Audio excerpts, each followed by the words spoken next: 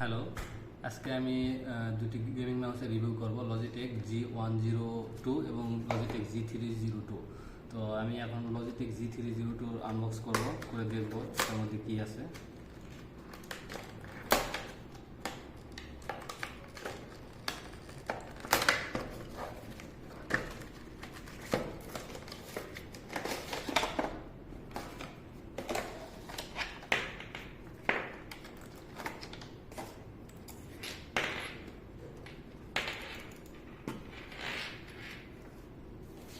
এবার Logitech G102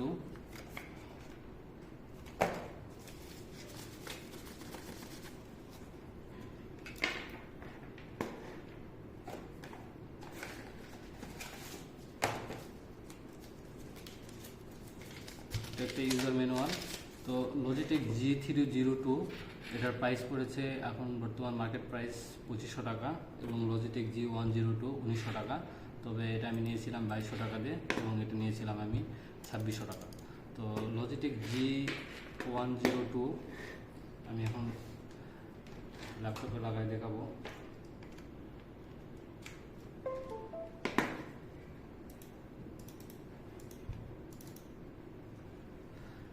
এবং এটার একপাশে দুপাশে RGB লাইট রয়েছে এবং এটার গেমিং মাউস হিসাবে এটার ডিপিআই এবং ওভারঅল সব কিছু মিলে এটা বেস্ট।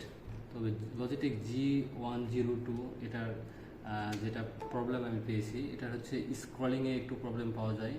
এটা স্ক্রলিংয়ে একটু মাঝে মধ্যে একটু ফাস্ট এবং ল্যাগিং এরকম কাজ করে। এছাড়া এটার তেমন কোনো প্রবলেম পাওয়া যায় না এবং এটার ওভারঅল এই সেন্সর এবং ওভারঅল কাজে এটা অনেক স্মুথ এবং সুন্দর রয়েছে। এবং লজিটেক G302 এটা যে কারো হাতে এবং এটা সুন্দরভাবে স্মুথভাবে কাজ করা সম্ভব এটা। বাট লজিটেক G102 একটু বড় এটা, but Logitech G302 overall best. Logitech G302 হচ্ছে দেখা যায় যে শুধু জিতে হচ্ছে 8GB এবং দুপাশে 8GB। আর লজিটেক G102 যদি দেখি যে এটা